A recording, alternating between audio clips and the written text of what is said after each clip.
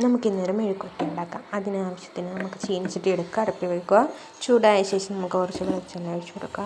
അതൊന്ന് ചൂടായ ശേഷം നമുക്ക് കടുക് ഇട്ട് കൊടുക്കുക. കടുക് ഇട്ട ശേഷം അത് പൊട്ടി വരുമ്പോൾ നമുക്ക് അരിഞ്ഞ് വെച്ചേക്കുന്ന പയറും കിഴങ്ങും സവാളയും പച്ചമുളകും ഇട്ട് അരിഞ്ഞത് കുറച്ചാണ്. ഇതിലേക്ക് ആവശ്യത്തിന് ഉപ്പിട്ട് കൊടുക്കുക, കുറച്ച് മഞ്ഞൾപ്പൊടി ഇട്ട് കൊടുക്കുക, ഒന്ന് ഇളക്കുക. ആ എണ്ണയ്ക്കകത്ത് കിടന്നൊന്ന് വാടാൻ വേണ്ടിയിട്ട് അത് ഇളക്കിയ ശേഷം നമുക്കൊന്ന് അടച്ച് വെക്കാം, ചെറുതായിട്ടൊന്ന് വാടാൻ വേണ്ടിയിട്ട്. അതടച്ച് വെച്ചതിന് ശേഷം നമുക്ക് പിന്നെ ഒന്ന് എടുത്തിട്ട് കുറച്ച് വെള്ളം ഒഴിച്ച് കൊടുക്കാം, ഒന്ന് ഉള്ളൊക്കെ ഒന്ന് വേവാൻ വേണ്ടിയിട്ട്. എന്നിട്ട് നമുക്കത് അടച്ച് വെക്കാം.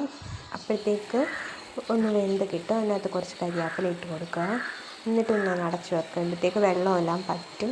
വെള്ളമെല്ലാം പറ്റി കഴിയുമ്പോഴത്തേക്ക് നമുക്കതിലേക്ക് കുറച്ച് മുളക് പൊടി ഇട്ട് കൊടുക്കാം. മുളക് പൊടി ഇട്ടതിന് ശേഷം കുറച്ചൊന്ന് വെള്ളമെല്ലാം പറ്റി കിട്ടുമ്പോൾ നമുക്ക് മെഴുക്കുവരട്ടി നമുക്ക് തയ്യാറായി കിട്ടും. പയർ മെഴുക്കുവരട്ടി റെഡി.